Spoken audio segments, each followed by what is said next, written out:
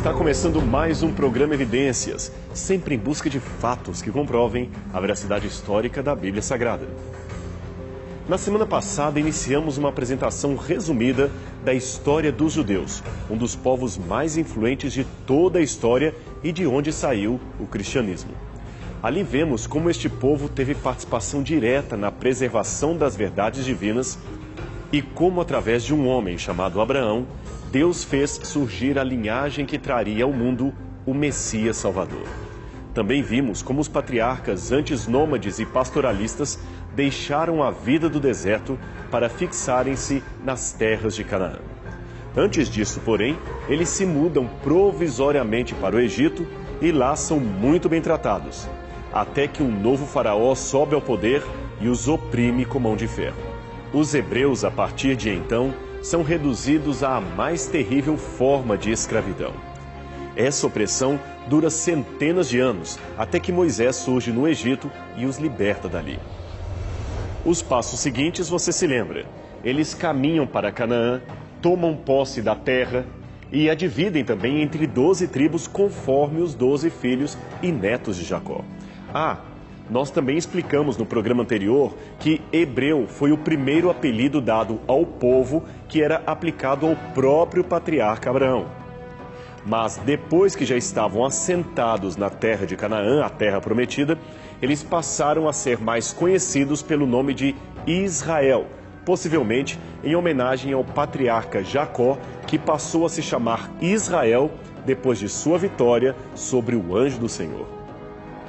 Nossa descrição parou nos tempos da monarquia, quando, após a morte do rei Salomão, uma revolta interna dividiu o território em duas partes. Em suma, foi assim que tudo aconteceu. Salomão foi um sábio e justo rei de Israel, mas isto não impediu que ele cometesse erros e ganhasse severa oposição do povo. Ainda em seu governo, Jeroboão, que era filho de um dos homens de maior confiança do rei, provocou uma revolta contra a casa real por causa dos impostos abusivos que eram cobrados do povo. E de fato, no auge de sua glória, Salomão começou a ter ideias muito imperialistas de governo que eram, é claro, contra a vontade de Deus. Isso fora a sua idolatria e contaminação com mulheres pagãs. Na sua primeira revolta, Jeroboão não foi bem sucedido e acabou tendo que fugir para o Egito, onde ficou sob a proteção do faraó. Mas tão logo morre o rei Salomão, 10 tribos do norte simplesmente não aceitam que Roboão, o filho e príncipe herdeiro, assumisse o controle do reino. Isto porque eles certamente sabiam que Roboão os subjugaria tal qual havia feito o seu pai. Então Jeroboão, que havia regressado do Egito nessa época, foi eleito rei por essas tribos rebeldes e Roboão não teve escolha senão governar sobre as tribos de Judá e Benjamim, que ficavam ao sul. Então a nova configuração do reino passou a ser assim. A parte em azul no mapa, composta por 10 tribos, passou a se chamar Israel, ou Reino do Norte, e mais tarde Reino da Samaria. Já a outra parte amarela seria o reino da Judeia, composto pelas tribos restantes que aceitaram ser governadas pelo filho de Salomão. As vantagens do sul é que eles ficaram com a cidade de Jerusalém como a sua capital e também com o lindo templo que Salomão havia construído. E também com a tribo dos sacerdotes levitas, que garantiriam o sistema legal de sacrifícios conforme as prescrições de Deus através de Moisés. Já as 10 tribos do norte tinham como vantagem o fato de serem numericamente mais representativas e de possuírem a parte mais fértil do reino, inclusive as mais importantes fontes de água de todo o país. Mas, para ambos, havia a desvantagem que agora eram inimigos um do outro e assim ficariam por um bom espaço de tempo. Jeroboão, empolgado com o poder, não perdeu tempo em proclamar a sua plataforma de governo. Ele escolheu a cidade de Siquém para a capital do seu novo reino e permaneceu ali por 5 anos aproximadamente. Depois ele transferiu a capital para Penuel e Tirsá, e só mais tarde, sob o comando de outro rei, foi construída a cidade de Samaria, que se tornou a capital definitiva do Reino do Norte, a saber, Israel. Enquanto isso, os cidadãos do sul seguiam com seu reino, que agora era conhecido como o Reino de Judá. E aqui vem um detalhe importante. Você se lembra que dissemos que o Reino do Sul, o Reino de Judá, tinha a vantagem de ter em seu território Jerusalém e o grande templo do Senhor? Pois bem, Jeroboão temeu que o povo de Israel, o povo do norte, se ajuntasse ao povo de Judá, unificando novamente o reino e se tornando contra o seu governo. Afinal de contas, ele não era um descendente legítimo de Davi. Então o que ele fez? Ele impediu que os seus súditos fossem até Jerusalém e ao templo judeu para realizar sacrifícios e ofertas religiosas. Ao invés disso, deveriam realizar os seus rituais religiosos ali mesmo, no território de Israel. Para isso, Jeroboão mandou construir 2 santuários no norte, um na cidade de Dan, outro na cidade de Betel. Esses santuários, porém, eram completamente idólatras, contrários aos ensinamentos de Moisés. Semelhante aos rebeldes do deserto, ele fez 2 bezerros de ouro e incentivou o povo a se prostrar diante deles. Como se não bastasse, ele escolheu a seu bel prazer novas datas para o feriado religioso e constituiu sacerdotes particulares que não eram da tribo de Levi. De um modo geral, pode-se dizer que Israel sempre caracterizou-se por essa instabilidade política em todo o seu território. No curto espaço de 209 anos, houve 19 reis de diferentes dinastias que se sucederam com golpes de Estado, assassinatos, chacinas e traições. Enquanto isso, Judá também seguia tendo seus reis, alguns justos, outros nem tanto. Mas a situação ficou péssima mesmo quando Israel se aliou à Assíria para destruir Judá. E Judá, por sua vez, tornou-se vassala da Assíria para resistir aos ataques do norte. O resultado foi que em 722 a.C., os assírios varreram do mapa Israel, fazendo desaparecer a maior parte das 12 tribos. Aliás, a determinação de seu destino depois do ataque assírio é até hoje motivo de muito debate entre os acadêmicos, onde foram parar as tribos perdidas de Israel. Judá, por sua vez, continuou existindo, mas também foi atacada 117 anos depois, desta vez por Nabucodonosor, rei da Babilônia, que levou o povo em cativeiro, destruiu o templo e a própria cidade de Jerusalém. Eles não desapareceram como seus irmãos do norte, mas o trauma do cativeiro ficou por muito tempo marcado de modo indelével na memória do povo. Agora, por outro lado, é interessante notar que, apesar da queda de Jerusalém, menos de 2 séculos depois de Samaria, a capital do reino de Israel, ao serem levados para o cativeiro da Babilônia, os moradores de Judá mantiveram, pelo menos em parte, fortes laços culturais que os mantiveram mais unidos que seus vizinhos do norte. Isso talvez seja graças às profecias de Jeremias, que previu o exílio e afirmou que o mesmo duraria apenas 70 anos. Depois disso, de fato, o povo voltou para Jerusalém, reconstruiu a sua cidade, reconstruiu o templo e ainda haveria de receber o Messias, o que realmente aconteceu na história. Nesse período de cativeiro que surge pela primeira vez o uso do termo judeu, referindo-se não apenas aos membros da tribo de Judá, mas a todos os descendentes vivos de Abraão que viveram e sobreviveram ao exílio da Babilônia. Depois disso, já na época dos persas, o termo judeu passou a significar o seguidor da religião judaica, isto é, da fé de Abraão.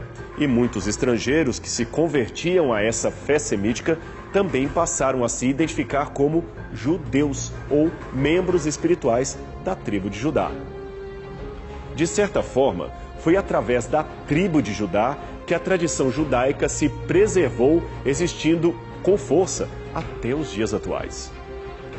Então, se você se lembrar do que falamos desde o primeiro programa, os descendentes de Abraão foram primeiramente conhecidos pelo nome de hebreus. depois israelitas e, finalmente, após o cativeiro, judeus. Hoje ainda temos o termo israelense, que é de uso moderno, e sobre isso falaremos num outro programa. Agora, continuando a nossa história, passado o tempo do cativeiro previsto por Jeremias, Ciro, o Grande, conquistou a Babilônia e enviou os judeus de volta para o seu antigo território. Assim, ele designou para eles a província de Yehud, que, de maneira geral, era o mesmo território da antiga província ou tribo de Judá. Os judeus habitaram ali até o 2º século da era cristã. Eles reconstruíram o templo, enfrentaram outros inimigos, novos inimigos, e acabaram dominados pelos romanos. Em todo esse tempo, do cativeiro à chegada dos romanos, o país passou a ser dirigido por leis judaicas. Lembre-se que a sua religião, nesta época, como dissemos, passou a se chamar judaísmo. E a prática religiosa de Judá, especialmente com os acréscimos legais que foram ocorridos durante o cativeiro, passou a caracterizar as correntes mais piedosas do povo dos descendentes de Abraão. Foi nesse período do cativeiro e também depois dele que surgiram as sinagogas, o partido dos fariseus, os saduceus, os escribas da lei e outros elementos fortes da identidade judaica. Mas esse processo de semi-autonomia foi temporariamente interrompido em 168 a.C., quando os seleucidas da Síria tentaram pôr fim à liberdade dos judeus. Aí irrompeu a chamada Guerra dos Macabeus, quando os judeus reconquistaram a sua independência e a mantiveram sob a dinastia dos Asmoneus e também depois dos Herodianos. Esses últimos, porém, os Herodianos, não eram, a bem da verdade, eleitos pela vontade do povo, mas sim pela vontade de Roma, que agora dominava a região. Aliás, deixe-me contar essa história para você. Em 63 a.C., o general Pompeu Magno invadiu a Judéia e a anexou ao domínio romano. Entre 63 a.C. e 6 d.C., o território dos judeus foi um principado vassalo do Império de Roma. No ano 40 a.C., um homem chamado Herodes, que era genro de Hircano II, foi nomeado rei da Judéia por ordem de Otaviano e Marco Antônio. Esse título, na verdade, ele só foi exercer mesmo depois do ano 37 a.C. A ele foi concedida autonomia quase ilimitada nos assuntos internos do país. Ele cunhou moedas, construiu grandes monumentos, ergueu novas cidades no território e até reformou o Templo de Jerusalém, tornando-o um dos edifícios mais grandiosos da ocasião. O templo, você se lembra que Salomão havia erguido em Jerusalém, tinha sido destruído pelos babilônios. O seu processo de reconstrução já se arrastava desde os dias de Zorobabel e não parecia ter fim. Para piorar a história, este templo reconstruído na época de Zorobabel era muito tímido, muito pobre se comparado ao grande templo de Salomão. Ele não parecia digno de ser objeto do grande orgulho judaico. Mas com Herodes foi diferente, pois ele tornou o templo um edifício suntuoso e magnífico. O problema é que esse mesmo Herodes era um rei odiado pelos judeus, isto mesmo, ele era detestado. Primeiro, porque ele não era 100% judeu, mas sim idumeu. A sua mãe, para você ter uma ideia, era descendente dos árabes. Em segundo lugar, Herodes era detestado porque tornou-se um adulador dos romanos. E em terceiro lugar, ele também era odiado porque era um louco. A história revela que ele mandou matar vários membros de sua família porque temia que alguns deles pudessem tomar-lhe a coroa.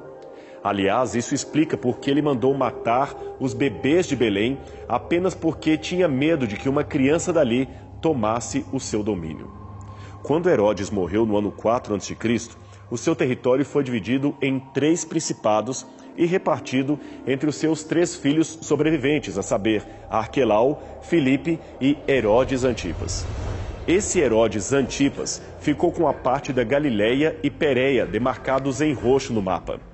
Foi ele também o mesmo rei que no futuro mandaria matar João Batista e pediria a Jesus para operar um milagre, prometendo livrá-lo da morte caso o fizesse. Era um homem fraco e frívolo, praticamente destituído de todo e qualquer bom traço de caráter. Voltando ao mapa, você vê um território marrom que foi dado a Filipe, e a parte avermelhada, que compreende a Judeia, foi oferecida a Arquelau. Aquela era a parte mais importante do reino, onde ficava a cidade de Jerusalém. Mas Arquelau conseguiu ser pior ainda que seus irmãos. Por causa de sua incompetência administrativa, Roma o tirou do poder e enviou procuradores latinos para administrarem o território em seu lugar. O próprio Arquelau terminou indo para o exílio por ordem de César e nunca mais voltou à Judeia. Mesmo seus irmãos passaram a ter um domínio relativizado da região, porque a partir de 6 d.C., o território dos judeus deixou de ser um principado para tornar-se uma província romana administrada parcialmente pelo governador da Síria. É por isso que o evangelista Lucas, ao descrever o censo realizado na época do nascimento de Jesus, o faz nas seguintes palavras: Esse, o primeiro recenseamento, foi feito quando Quirino era governador da Síria. Lucas 2, verso 2. Uma outra possível tradução deste texto seria a seguinte: Esse censo foi anterior ao de Quirino, quando ele era governador da Síria. Quirino, é claro, governou a Síria depois da morte de Herodes, mas a menção que Lucas faz dele serve para situar o evento na história e ilustra essa jurisdição parcial da Síria sobre o território judeu que acabamos de mencionar. E com esse quadro em mente, creio que dá para você entender melhor por que Jesus, ao ser condenado, foi primeiramente levado para Pilatos e não para Herodes. Pilatos era o prefeito da Judeia e Herodes era o rei parcial, digamos assim, do território da Galileia. Como era a festa da Páscoa, uma festa religiosa, ambos estavam em Jerusalém por causa do feriado judeu. Pilatos não queria correr riscos condenando Jesus à morte, pois isto poderia gerar uma guerra civil.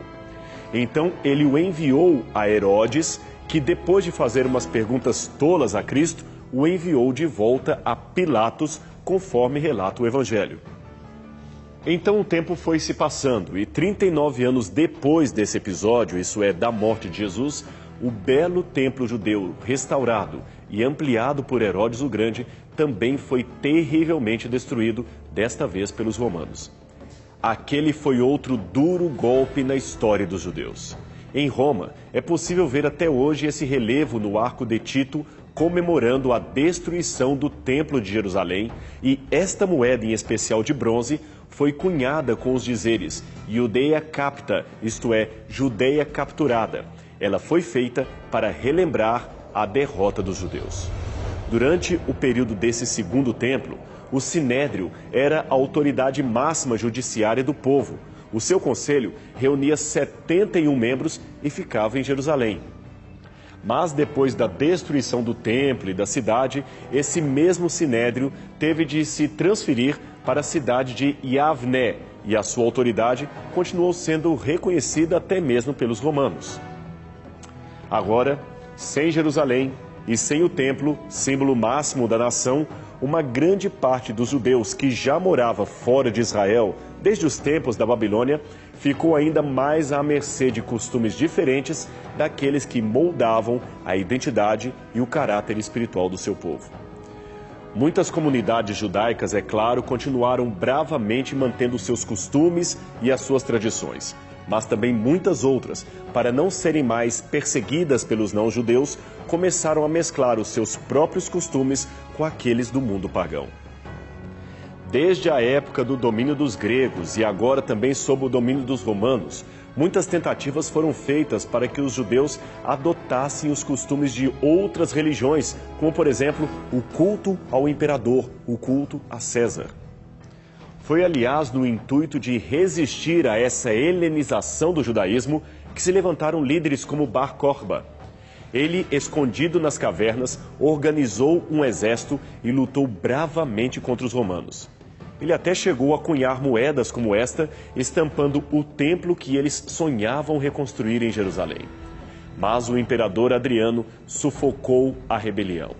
E desta vez a resposta de Roma foi ainda mais agressiva.